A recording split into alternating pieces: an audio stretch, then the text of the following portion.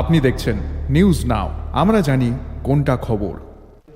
গত মাসের বেতন এখনো না পাওয়ার প্রতিবাদে শিক্ষা দপ্তরের স্মারকপত্র প্রদান করল অল ত্রিপুরা স্কুল কম্পিউটার শিক্ষক সংঘ।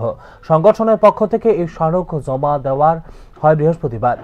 বর্তমানে রাজ্যের প্রায় 159টি স্কুলে থার্ড পার্টির অধীনে কর্মরত রয়েছেন কম্পিউটার শিক্ষকরা। নির্দিষ্ট সময়ে বেতন না পাওয়ায় শিক্ষকরা চরম আর্থিক সংকটের মুখে পড়েছেন বলে জানিয়েছে সংগঠন।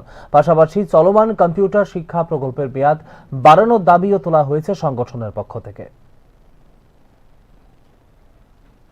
1079টি স্কুলে কম্পিউটার শিক্ষা চলছে এবং তার মধ্যে প্রথম ব্যাচ 365 2021 সালে শুরু হয়েছিল, তা 2025-এর 31 ডিসেম্বর প্রজেক্ট শেষ হয়েছে। প্রজেক্ট শেষ হওয়ার পরও আরও 3 মাস স্টেট গভর্নমেন্ট থেকে এক্সটেন্ড করা হয়েছে, যেটা চলুক, যার জন্য আমরা রাজ্য সরকার ধন্যবাদ জানাচ্ছি। তৎসঙ্গে আমরা আশা করছি এই 3 মাস এক্সটেন্ড হওয়ার পর ভারতের অনেক রাজ্যে প্রজেক্ট শেষ হওয়ার পর যেভাবে কম্পিউটার শিক্ষার উন্নয়নে রাজ্য সরকার তত্ত্বাবধানে শিক্ষাটাকে পুনরায় চালু রেখেছেন, এইভাবে আমাদের রাজ্য আমরা আশা রাখছি যে আমাদের যে জনপ্রিয় সরকার ওনারা এটা 3 মাস এক্সটেন্ড পিরিয়ড পর সেটা ওনারা গোচরে নেবে এবং স্টেট গভর্নমেন্টের আন্ডারে এই কম্পিউটার শিক্ষাটাকে চালু রাখবেন, এই আশা রাখছি। এই উদ্দেশ্যে আমরা আজকে স্মারকলিপি দেব সিএম মহোদয় এবং এডুকেশন সেক্রেটারির কাছে।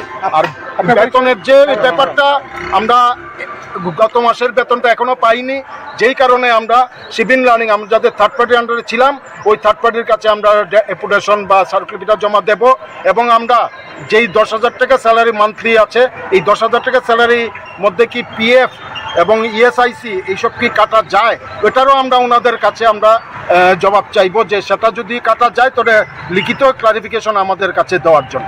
আপনার নাম?